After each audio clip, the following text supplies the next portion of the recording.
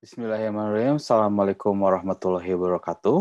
Ibu dan Bapak, perkenalkan nama saya Wisnu Wibowo Suryanugraha. Saya adalah pengembang teknologi pembelajaran di P4TK, TK, dan PLB. Dan saat ini menjadi penanggung jawab di dalam kita membuat konten pembelajaran di Pahlawan.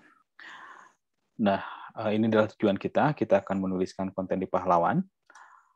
Nah, sebelum saya menjelaskan bagaimana kita cara menuliskannya, saya akan menjelaskan sedikit tentang sekilas tentang pahlawan itu sendiri. Apa itu pahlawan? Ibu dan Bapak, pahlawan sendiri adalah program pelatihan di awan. Jadi pahlawan itu adalah kependekan dari pelatihan di awan yang diluncurkan oleh P4TK TKPLB pada tahun 2021 ini. Nah, program pahlawan ini mengusung model MOCS, di mana sifat dari pelatihannya itu bersifat masif, jadi tidak membatasi jumlah peserta. Lalu bersifat open atau terbuka, di mana diklat ini dapat diakses oleh siapa saja, dan fleksibel. Jadi peserta itu bisa mengatur waktu pembelajarannya juga, mengatur di mana dia akan mengakses konten-konten pembelajaran diklatnya, sifatnya adalah fleksibel. Lalu online, jadi diklat kita ini berbasis online, dan yang keempat adalah courses, di mana pembelajaran kita yang kita buat itu terstruktur. Nah, di mana kita bisa mengakses pahlawan, alamatnya ada di pahlawan.tkplb.id. Nah, Ibu dan Bapak, saya akan sedikit menjelaskan bagaimana interaksi peserta itu dengan konten kita, konten pahlawan ya. Jadi di sini ada peserta, sebelum dia bisa mempelajari materinya atau mengikuti diklatnya, dia harus melakukan registrasi pembuatan akun dulu. Nah, di sini peserta bisa saja ibu dan bapak juga ya. Jadi ketika ibu dan bapak ingin mengetahui konten-konten di pahlawan, atau misalnya ingin melihat atau memonitor konten-konten yang kita buat, ibu dan bapak juga harus membuat akun di pahlawan.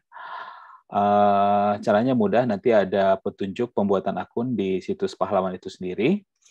Nah, setelah mereka membuat akun, peserta itu mendaftar diklat yang diminati. Setelah itu, dia akan mengikuti pembelajarannya, mengikuti seluruh aktivitas-aktivitas yang kita berikan di dalam konten tersebut.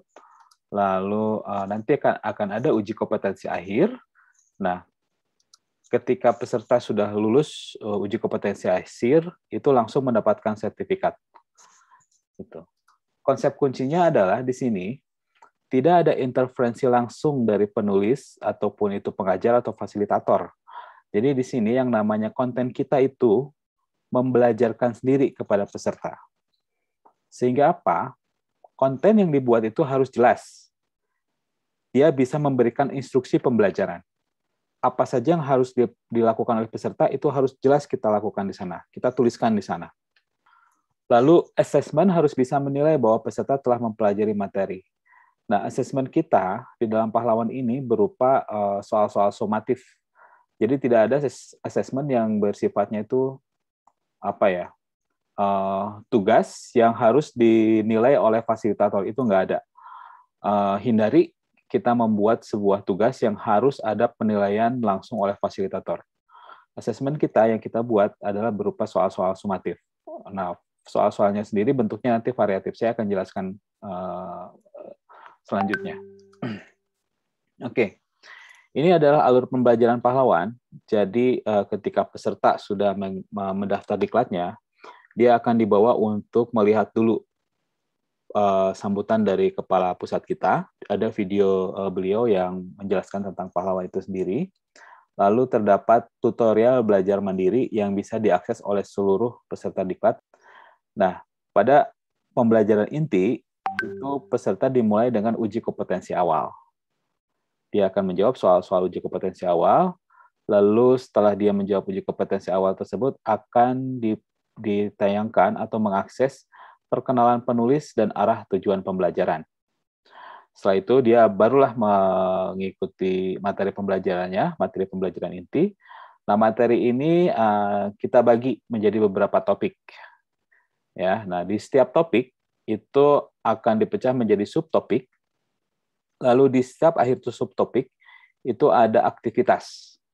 Lalu setiap topik pun ada yang namanya soal formatif atau evaluasi topik. Nah, begitupun di topik 2 ada subtopik, ada juga evaluasi, ada aktivitas, topik 3 pun sama. Jadi seterusnya materi pembelajaran kita bagi menjadi topik dan dibagi lagi menjadi subtopik, dan di setiap subtopik terdapat aktivitas-aktivitas peserta. Nah, ini adalah peta pembelajaran pahlawan. Jadi judul pembelajaran yang kita buat, gitu ya. Nanti peserta akan ada uji kompetensi awal. Jadi kita harus menyiapkan soal-soal untuk uji kompetensi awal ini. Lalu ada perkenalan dan arah tujuan pembelajaran. Nah, lalu ada topik yang kita buat. Nah, ini dia topik-topik yang kita buat. Lalu di dalam topik itu ada pendahuluan topik, ya. Lalu materi kita dipecah menjadi subtopik, ya, subtopik materi. Dan di setiap subtopik ini terdapat aktivitas pembelajarannya. Nah, nanti ada juga refleksi yang berupa pertanyaan yang bisa menuliskan atau mendorong peserta mengungkapkan pengalaman belajarnya. Itu refleksinya. Lalu di akhir ada review pembelajaran. Gitu. Pun juga nanti di topik 2, topik 3, topik 4 dan seterusnya.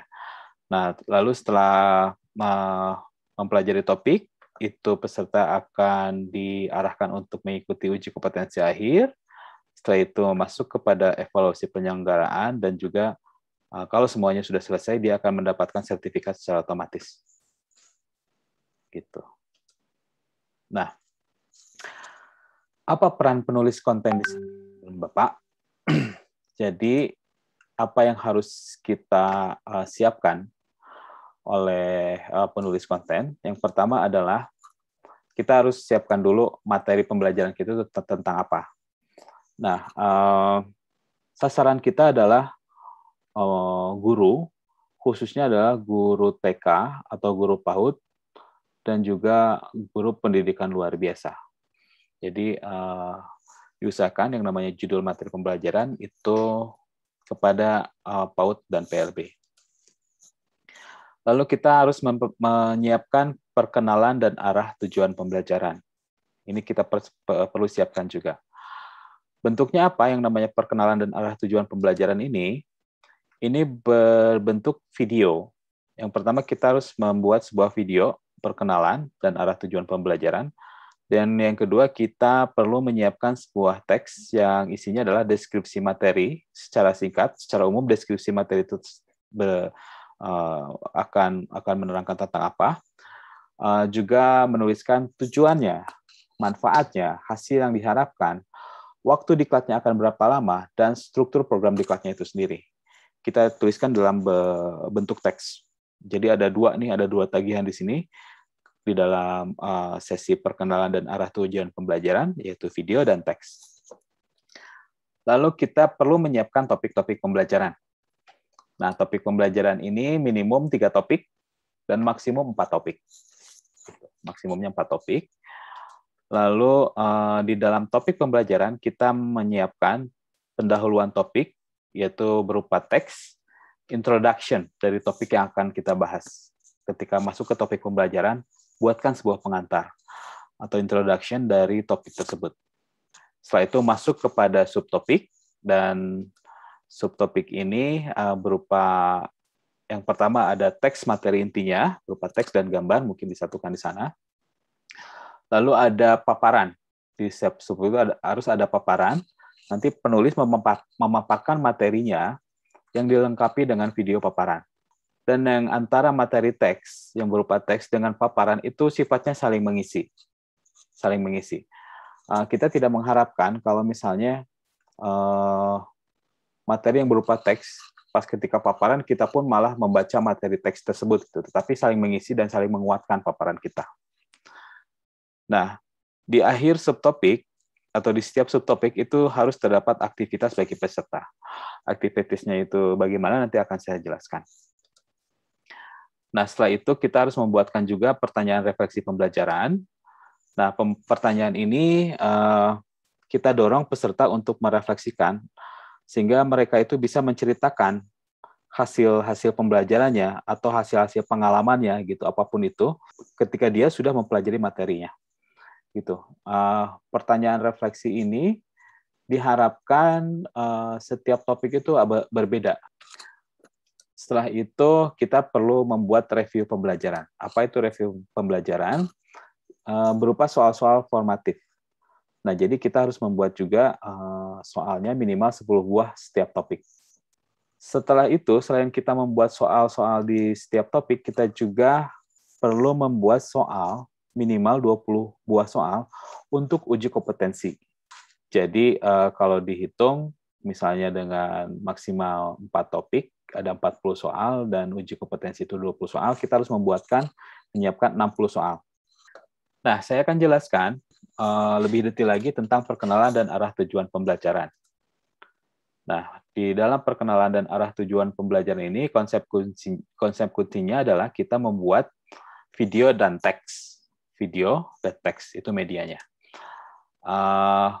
Di dalam video pembelajaran, itu kita jelaskan siapa kita, terus latar belakang kita, dan informasi-informasi lainnya yang mungkin mendukung tentang kita sendiri. Setelah itu kita jelaskan juga tujuan pembelajarannya dari materi yang kita berikan. Lalu kita ajak peserta untuk memperkenalkan dirinya juga. Jadi nanti di konten pahlawan itu terdapat sebuah kotak atau kolom, itu di mana peserta bisa mengisi atau memberikan komentarnya. Nah, di dalam sesi perkenalan ini, ajak peserta untuk memperkenalkan dirinya juga. Lalu di dalam video tersebut semangati peserta dalam proses mempelajari diklat dan ucapan selamat untuk mengikuti diklat. Selamat mengikuti diklat, seperti itu di akhir. Lalu kita juga perlu mempersiapkan teks, yaitu berisi tentang deskripsi singkat tentang materi yang kita buat. Lalu kita tuliskan juga tujuan, manfaat, dan hasil yang diharapkan. Lalu waktu yang diperlukan untuk mengikuti diklat ini, kita jelaskan berapa lama. Lalu tuliskan juga struktur program diklatnya. Nah, sekarang saya akan masuk tentang topik pembelajaran. Jadi, di dalam topik pembelajaran, apa saja yang harus kita tuliskan? Yang pertama adalah, topik pembelajaran sendiri itu kita bagi minimal 3 topik, dan maksimum kita 4 topik ya. Lalu kita membuat pendahuluan topik. Jadi setiap topik pembelajaran kita buatkan dulu pendahuluannya. Ini sebagai pengantar atau introduction bagi peserta tentang topik yang akan dipelajarinya. Lalu bila topiknya panjang, bagi yang namanya topik tersebut ke dalam sub-sub topik agar peserta itu mudah mempelajarinya. Nah, di setiap subtopik kita perlu mengajak peserta untuk melakukan aktivitas. Jadi harus ada aktivitas. Nah, aktivitas ini dibuat untuk mendorong peserta agar menghubungkan materi pembelajaran yang kita berikan dengan dunia nyatanya. Jadi kita berikan sebuah waktu atau peluang bagi peserta agar dia itu bisa menerapkannya atau membayangkan bagaimana materi kita itu diterapkan di kehidupan sehari-harinya, gitu, di dunia nyata mereka. Nah, aktivitas ini dapat berupa diskusi, ya, diskusi antar peserta atau dia menceritakan pengalamannya di dalam diskusi tersebut, ya. Bisa berupa polling, bisa pengamatan studi kasus, gitu ya. Bisa games kalau ada, gitu ya. Bisa menjawab pertanyaan, kuis, dan sebagainya. Tapi kata kuncinya di sini adalah bagaimana kita mendorong peserta untuk menghubungkan pembelajaran yang dipelajari oleh mereka itu dengan dunia nyata. Lalu, materi-materi di setiap subtopik itu disajikan dalam format media berupa teks dan gambar. Lalu ada paparan dengan video. Gitu. Jadi kita menerangkan juga materi kita dengan paparan kita. Nah, kedua format ini sifatnya saling mengisi. Lalu di topik pembelajaran kita perlu membuat pertanyaan refleksi pembelajaran. Nah, di setiap topik ini kita ajak peserta untuk mengekspresikan hasil belajarnya. Nah, mengekspresikan di sini artinya menceritakan pengalamannya dia gitu setelah mempelajari materi kita, atau hasil yang mereka dapatkan, atau apapun itu nanti di dalam kolom komentarnya, sehingga nanti yang namanya pengalaman tersebut itu saling terlihat gitu oleh peserta lain, dan saling berbagi apa yang setiap pengalaman yang masing-masing peserta dapatkan. Nah, diharapkan yang namanya pertanyaan refleksi ini berbeda di setiap topik. Nah, lalu kita perlu membuat soal review pembelajaran. Nah, minimal yang namanya soal review ini adalah 10 soal. Soal ini bersifat formatif, jadi nanti peserta itu bisa mengulang lagi. Nah, nanti di dalam sistem, kalau peserta itu mendapatkan nilai minimal 80, barulah dia bisa mengikuti topik berikutnya. Nah, soal review ini dapat berupa pilihan ganda dengan satu jawaban, atau pilihan ganda lebih dari satu jawaban, jadi pilihannya itu banyak, saya menyebutnya pilihan banyak, atau dalam bentuk benar salah, atau dalam bentuk menjodohkan, atau dalam bentuk jawaban singkat. Kita buat yang namanya soal tersebut variatif. Nah, lalu tentang soal uji kompetensi. Nah, konsep kuncinya adalah di akhir pembelajaran, itu nanti peserta wajib mengikuti post-test atau uji kompetensi ini. Nah, jadi kita harus membuat 20 soal uji kompetensi untuk keseluruhan materi yang dipelajari. Nah, soal ini itu harus berbeda dengan soal review yang kita buat di setiap topik. Lalu nanti ketika peserta yang mendapatkan nilai minimal 70 atau predikat cukup, itu mendapatkan sertifikat. Ini pun sama. Yang namanya soal uji kompetensi itu, ini bisa berupa pilihan ganda satu jawaban, pilihan ganda lebih dari satu jawaban, atau kompleks, benar salah, menjodohkan, jawaban singkat. Nah, bagaimana kita membuat materi kita, Ibu dan Bapak? Jadi, untuk menuangkan materi kita perlu membuatkan yang namanya naskah materi dulu. Karena nanti ada proses ya, sebelum masuk ke dalam situs pahlawan, itu ada sebuah proses kita membuat materi yang dituangkan di dalam naskah. Nah, naskahnya sendiri formatnya sudah disediakan. Lalu kita membuat yang namanya paparan dan video paparan. Nah, nanti yang namanya video paparan bisa menggunakan aplikasi Zoom Meeting atau OBS, Open Broadcasting Software Studio ya, OBS. Terima kasih kepada beberapa penulis yang kemarin kita ketemu, memberikan tips dan trik. Akan lebih mudah kalau kita menggunakan Zoom Meeting membuat video paparan seperti ini. Lalu kita membuat soal formatif dan soal uji kompetensi. Nah, nanti dituangkan juga dalam format naskah yang disediakan. Baik, berikutnya Ibu dan Bapak, saya akan menjelaskan tentang membuat naskah materi ini. Pertama adalah format-format naskah materi itu bisa diakses di s.id/pahlawan2. Ada file format pemetaan konten pahlawan namanya. Nah, di dalam format tersebut itu ada apa saja? Yang pertama adalah GBIM atau garis besar isi media. Ini kita buatkan dulu. Yang kedua adalah membuat jabaran materinya. Lalu selanjutnya adalah kita membuatkan naskah hypermedianya. Bagaimana format garis besar isi media itu sendiri? Ya, jadi nanti di format tersebut itu ada sebuah tabel tentang garis besar isi media. Nanti Ibu dan Bapak tuliskan judul materinya apa, gitu ya di sini. Terus sasarannya siapa? Lalu penulisnya siapa? Itu Ibu dan Bapak sendiri menjadi penulisnya. Nanti pengkaji media dan pengkaji materinya kosongkan aja dulu.